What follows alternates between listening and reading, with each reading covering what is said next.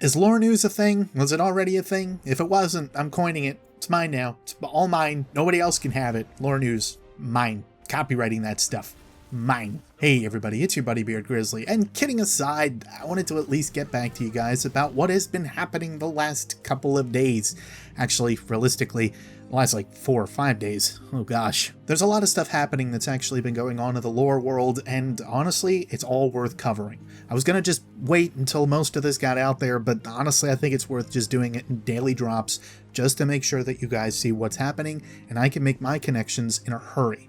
That said, I do reserve the right, since I'm doing a lot of this off the top of my head, to go back and look at any piece of information that we do happen to cover today in more depth. So keep that in mind. It isn't like it's a one-off thing. I'm just going to be doing this just off the top of my head, initial impressions, so on. It's the internet. People do this all the time. Come on. First, I wanted to talk about and bring up that Music of the Spheres, the original soundtrack for Destiny 1, created by Marty O'Donnell, is actually getting a full release by Bungie.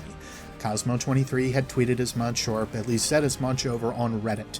That being said, there is a lot of drama, I understand, behind this release. There is also a lot of stuff that needs to be considered for it, but I am happy that at least his work is getting released and out to the public. There's been bits and pieces of it for a long time now. It's been argued about the leak that had happened, but anyway, I'm really going to get into it if I keep talking about it, so I'm not going to keep talking about it. But it does come out soon. We don't have any other details, just soon.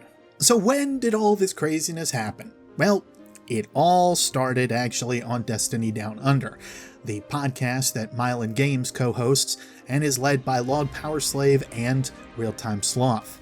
These guys actually were invaded, apparently towards the end, by Christopher Barrett himself on his actual channel, and he ended up posting a little bit of a message, and this is what it looked like. Yeah, for anybody that's out there, you probably know exactly what this code looks like already. It looks like Rasputin code. That being said, I really was curious what the rest of the message was going to be, and I didn't have to wait long. Yesterday, we ended up getting a bunch of tweets coming back from Chris Barrett over on his actual Twitter handle.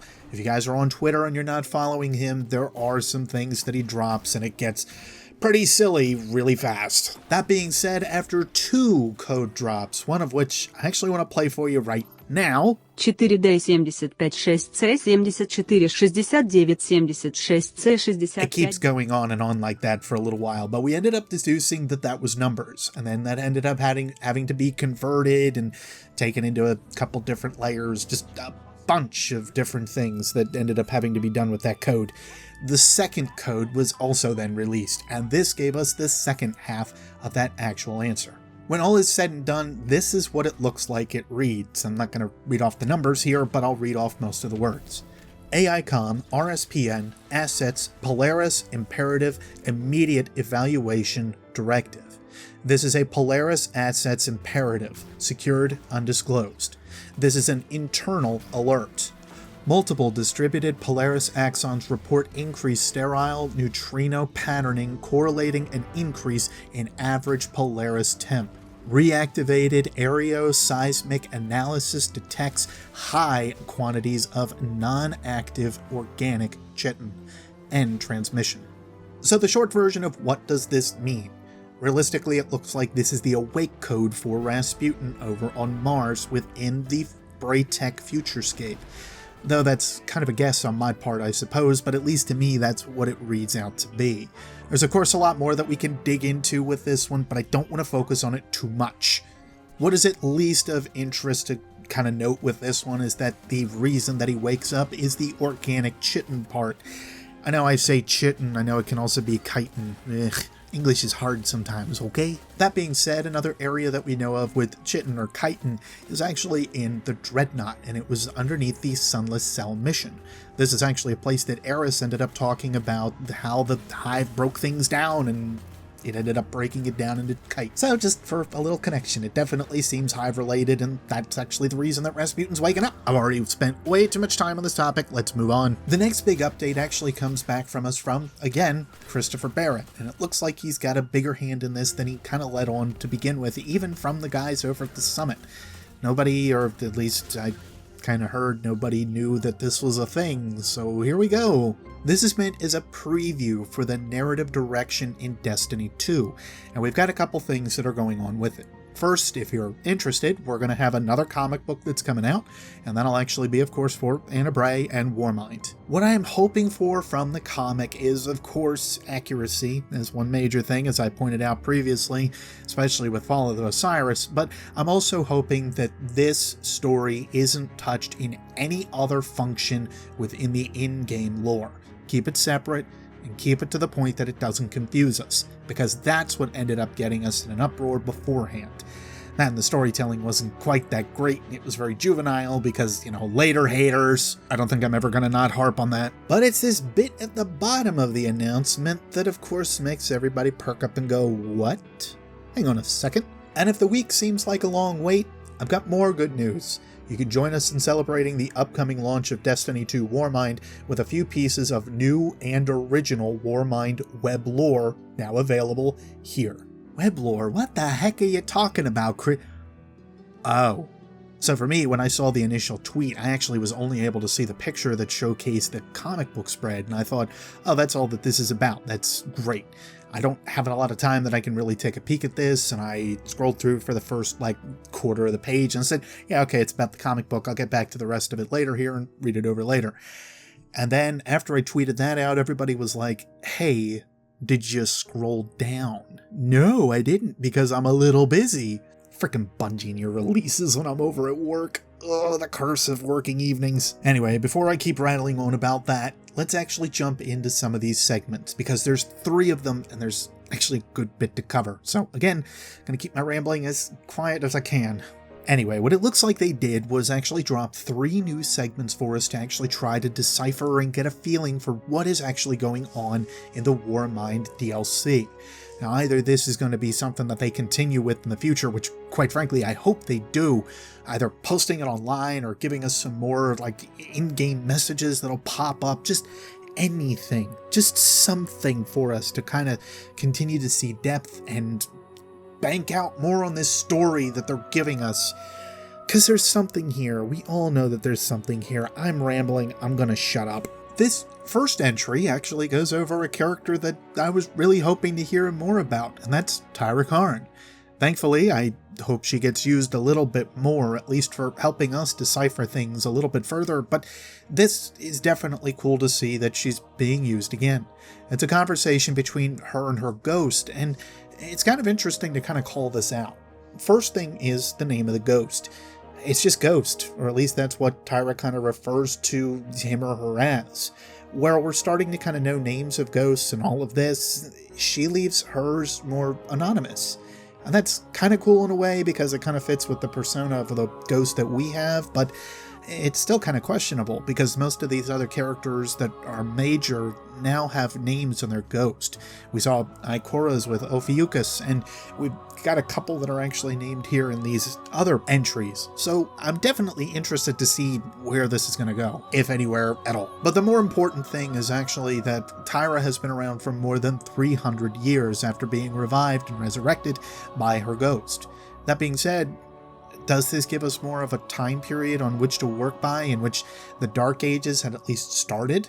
I've always at least figured that Tyra is one of the older guardians that have kind of been around, and especially with her being somebody that has kept records and started the archiving process with the Cryptarchy and otherwise, that's what always kind of led me to think that she was one of the first that was revived. I could be wrong, but we know she was at least around during the time of the Iron Lords, and that part at least kind of tells me that she's pretty much on the older side for a Guardian. Failsafe also gives us the recorded time of 500 years, so I'm wondering if these two can kind of start to be collided with and start to kind of figure on an actual time period and sense of what's actually going on. As we move along, we find that Tyra's actually trying to dig up some information that was actually recovered about 6 months ago from Freehold City.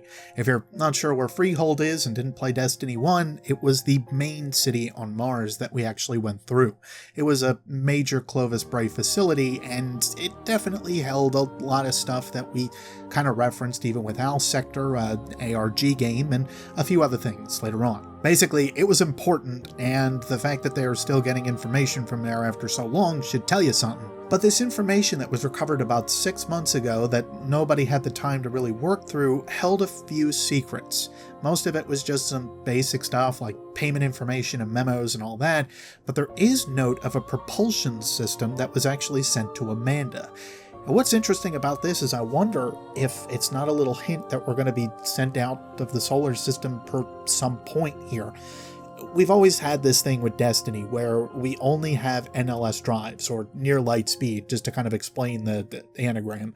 That being said, I'm wondering if this isn't a hint that we're going to be going outside of our system here soon enough. Some of the other notions were actually told to us over the reveal stream, if you guys sat in for that, and it's about the Bray Tech Futurescape, the stuff that basically kind of tells us a little bit more about the facility itself. And what we end up getting from this is kind of what we were already informed of, and that is that this place is a little bit more than it seems. Where it used to just be a tourist trap to get people in and just have a few things that were, investigated on, or at least there to kind of show what Clovis Bray was all about, apparently all of that was just a ruse, and there was a lot of other stuff that was being developed here. Stuff like possibly even Rasputin's core Warmind AI.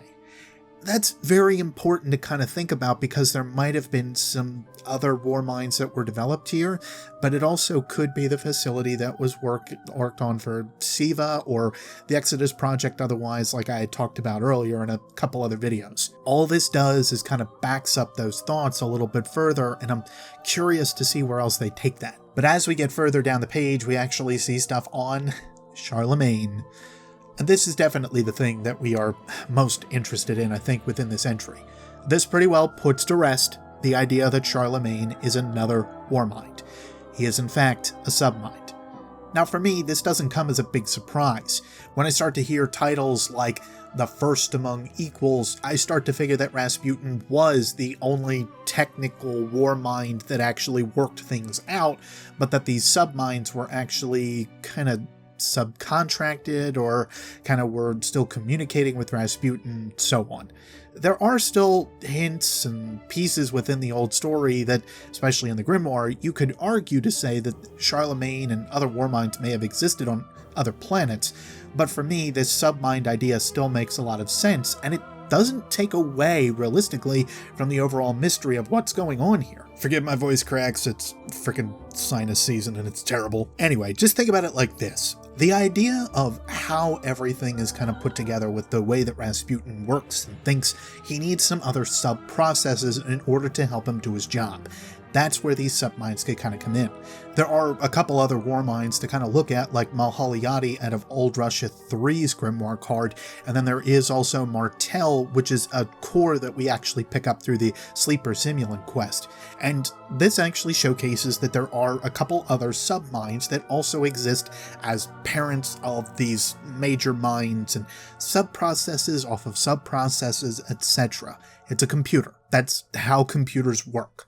Now, we were hoping for something different, I think, or at least some of us were, but for me, this still has some very good possibility, and it still could kind of placate into some ideas of like how Rasputin's mind is working, and it still could be corrupt, etc. There's still possibility here. I don't see it quite as much as I did before, but there's still some cool possibility here. And lastly, I'm going to actually read this part because I think it's a great message to everybody that is out there within the lore community right now, and something that I think some of you need to hear. Rahul needs to get his head out of his engrams. This is why Guardians look for fragments of the Golden Age. We are the descendants of a lost civilization. Only by understanding what was can we understand what we are now, how the world we know came to be, and each artifact we find helps us interpret what we already know, add layers, new identities. We are experimenting in the laboratory of time, testing each observation through a crucible of evidence. Sometimes our conclusions change, and with each shift we learn more of where we came from.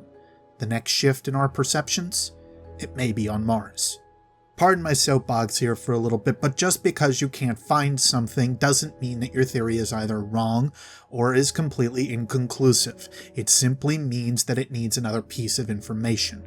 If you find something that contradicts that overall thinking and what it is that you're working with, then you need to scrap it and you need to start thinking about it a little bit differently. I have started to see that within the lore community a little bit more, and these ideas of retconning and otherwise are something that are being falling back on very quickly. You can dislike this video all you want for this little soapbox, but quite frankly, some of you needed to hear this message. Thank you. Moving on. So the next one up is called Apocrypha, and just from the image alone, it kind of tells us that the person, or the hive that we've seen, I guess I should say, is not really a person, is Nokris indeed. So that means that all of the screenshots that we've seen so far of this mysterious hive wizard type person is definitely Nokris. And this one is super interesting because it does discuss a lot of different things about the actual worms, the worm gods themselves, things that we actually haven't really heard too much of. First, I do want to kind of go down the list. First, there is Yule the Honest Worm, Akka the Worm of Secrets, Air the Keeper of Order, the Ever-Hunger, and Zol, Will of the Thousands. What some of you may pick up on is the Will of the Thousands, which is actually the name of the new strike that's coming up soon on May 8th. What's kind of cool about this is I think it does kind of tie back in that it's probably going to mesh back with the worm god himself, and that's not even the one that actually deals with the Herald of Zol. Just kind of making the connection. I'll be interested to see actually where that one takes us now. I was very interested with Strange Terrain. Now I'm even more interested in Will of the Thousands. The first half of this basically goes over the ideas of what had happened through the Books of Sorrow in a very condensed manner. It also kind of goes over some basic triggers, I guess you will, that we didn't see from the side of the actual worm gods. Because from their position, as soon as Akka is defeated, now all of a sudden there is one less. And this actually gives us a little bit more of a hint. I'll read this little bit just to kind of give you an idea. In time, Oryx learned Akka's secret, that he was stronger than the gods, that they had given their power, and in giving, it was diminished. Oryx rose up and slew Akka. He took, and he grew strong with Akka's power. Now, to me, what this says is the only reason that Oryx was even able, or Oryx at the time, was even able to destroy or kill Akka is because Akka's power was diminishing. And this actually plays back to maybe what is going on with Zol quite a bit more, which they kind of allude to a little bit further down here into the actual rest of the entry. It also goes into how the worms look, or especially the larger ones, but this is kind of some stuff we already knew from the Books of Sorrow if you've read that before. If not, this is absolutely awesome information for you to kind of get a grasp on these things. They're huge, they have wings that fold up, so on. I'm kind of excited if they actually show us one. But again, it just kind of goes through the story of the fundament and basically pulling the three sisters off from there, making sure that they didn't die, a bunch of different things. This is definitely something that is worth kind of looking over just for review for yourself, and also to kind of get more of a feel of the side of the worm gods. Again, that side we didn't hear about in the Books of Sorrow, which I think is pretty cool. But the most important thing more so comes towards the end, and it's basically with how Zol feels and what's going to happen. He's going to end up getting centered and picked on amongst the worms, and to basically avoid this, he ends up going to Nokris. And this is where everything kind of comes to a head. I won't read the last bits of this in case you guys actually want to dig into it, but the long story short on this one, it seems like Zol actually stole a portion of Nokris' power, and Nokris ended up giving Zol his heart. Now, what that could symbolize is simply the idea that he is more so giving his everything to Zol, and that's something that the Hive don't generally do. So this brood itself is possibly built on different fundamental principles than what we've seen in the Hive previously, which is interesting. I'm sure the basic idea behind the idea of sword logic and all that is still there, but this idea is simply interesting. There's also one thing in here that's very important to kind of pull out. I will read this sentence at least. But Akka was not the only one with a secret. Zol had a pact with a forgotten child, abandoned by its father. Some have said that this is another sister, if you will, of what was the Osmium King before he was kicked out from the Books of Sorrow. I would definitely say that this is confirming that Oryx is the father of Nokris. That being the case, it kind of falls right in line with everything else that we've seen. Kind of stricken from the world's grave and pushed out to the side, forgotten, but possibly not by his father. A little bit less than he might think. I suppose that's more of the tragedy of the Hive as it unfolds, is that realistically, Oryx did care, but he had to do it in a really weird way. But anyway, again, I reserve the right to go back and look over any of this stuff in more depth, but I think I'm going to leave it there for the time being. I hope that explained things at least well enough for you to kind of get a handle on what's happening. Let's move on to the last entry that we got today. And that's about the Cryptarchs. Yeah, totally about the Cryptarchs, until it comes around and socks you with a left hook and all of a sudden you don't know what's actually happening. We do get a new name within the Cryptarchy, and that is Master Reinhardt. To my understanding, I don't think that this name has cropped up before, and no, I don't think that he wields a giant hammer. That being said, I just want to know more about the Cryptarchy, to kind of dig into more what it is that they're about. I know exactly what they're about. They do the same kind of stuff that I'm doing even right now, just trying to decrypt and decode and get to the bottom of things. They're basically just detectives, and all they do is just keep going through records. That's their job. I want to know more about them. Then again, I probably want to know more about what it is that they actually find than I do about them. You get what I mean. Master Reinhardt is actually looking through and writing a whole methodology on collapse and post-collapse incidents on Mars, an examination of ecological changes in the polar regions. And what's interesting about this is that he kind of ties most of this back towards what had happened with us and the Hive on the moon. Our moon. I should stress that. We're dealing with a lot of moons anymore, but I mean Luna. That being said, we had a lunar interdiction that was actually forced onto most Guardians, which basically forbade us from going up to the moon. We could not get out that way for fear of what may have happened to us outside of course, the great disaster that happened with Crota and the initial fire team that went to fight him. The most important and interesting thing that was actually found was that all of a sudden, most temperatures had actually changed on Mars by an average of about 20 degrees Celsius. And this is mostly interesting because it does kind of showcase when these ice caps may have formed. So I was kind of right with Theory 2 in that, especially with Nokris, it feels like he showed up around the time of the collapse, or had been there a little bit prior, or came very shortly afterward, after the collapse had happened. Time period's still a little sketchy, but this does give us a little bit more to kind of go by. But it's right within that realm. It's right within that area, like I kind of thought before the Traveler had kind of been there, or like right afterward. Also, again, it could have been during the collapse, only because at that point there was a lot of chaos going on for obvious reasons. I should also mention that this war set had actually found a large unknown biological entity, including one of massive size. That being said, it doesn't know what actually it was or what might have been going on with it. It can just say that, hey, it's a big thing. Well, that's thanks. I know it's probably a big thing. That being said, it kind of confirms a little bit more that the worm, Zol, is probably on Mars. And to me, that's even cooler, because that means that we're actually gonna fight Zol. But then we get a couple different things that are actually of fair interest.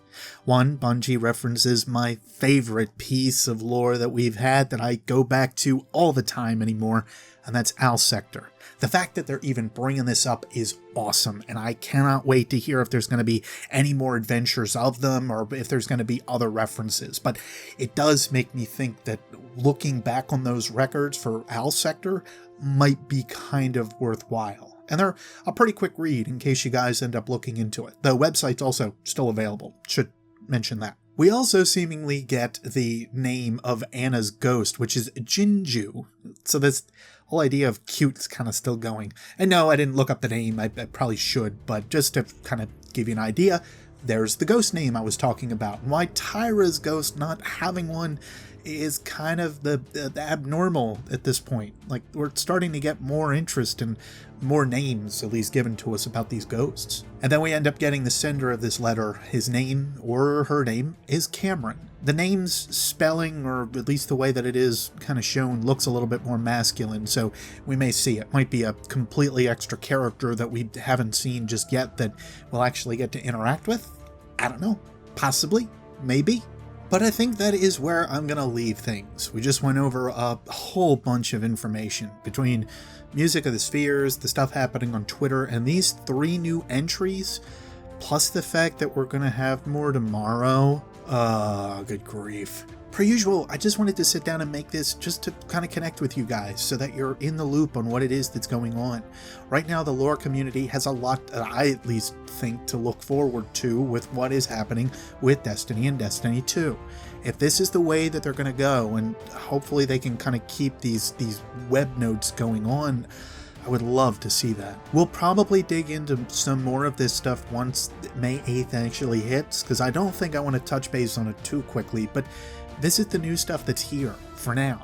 And it's the stuff that I think is most important to touch on. It's the stuff that's very interesting, at least for what it is that we try to do here on this channel. And it's the stuff that we've been looking for a while. So again, as I ended up saying over on Twitter, depth.